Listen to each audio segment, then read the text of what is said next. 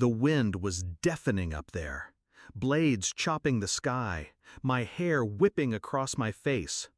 Then came the whisper, "You've always been in the way."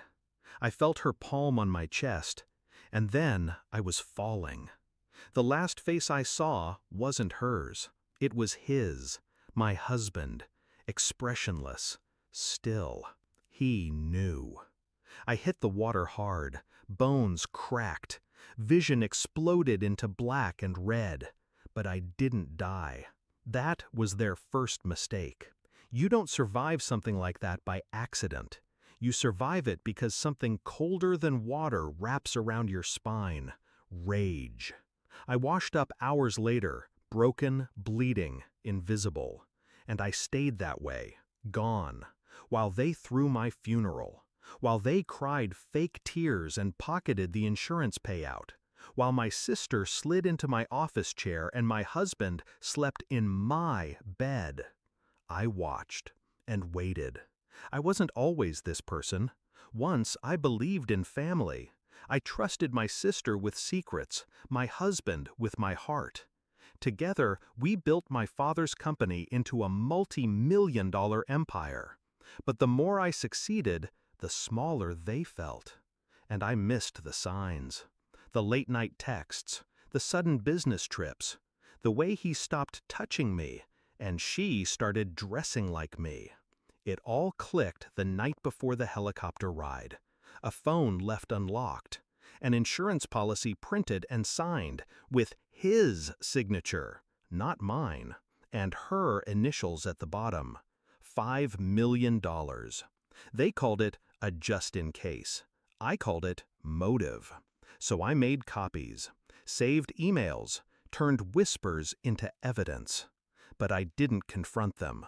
Because rage isn't revenge. Revenge takes timing, precision. I vanished, declared dead. Let the world bury me while I buried who I used to be. A hacker in Romania helped erase what little digital footprint remained. An ex-military contact gave me new documents, a limp that looked real, and a new name. Then I returned, silently, undercover. The funeral was a farce. Black dresses, crocodile tears, speeches that meant nothing. I stood in the back, sunglasses, scarf, cane. Nobody noticed the ghost watching them bury her own body. But I saw everything. My husband gave a eulogy. Brilliant, loyal, gone too soon. My sister sniffled on cue. But when he reached for her hand, she didn't flinch. They weren't even hiding it. Perfect. The first domino I pushed was the company. My lawyer, someone they didn't know I trusted, filed a motion claiming fraud in the transfer of ownership. He had power of attorney from before the accident.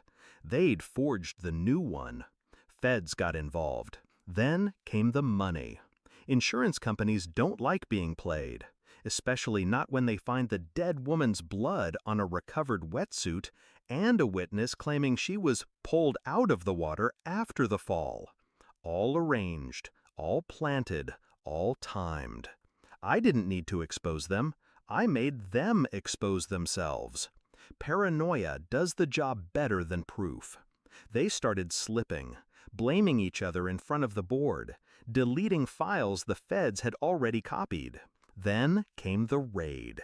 I walked into the courtroom 3 months later, alive, breathing, unbroken.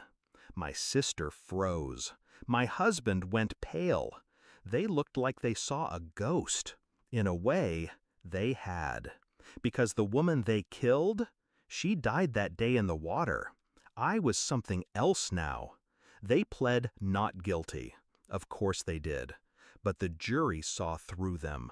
Emails, texts, bank transfers. The last nail? The audio recording from the helicopter. She whispered it so clearly. "You've always been in the way." Sentenced. Public disgrace. Assets frozen.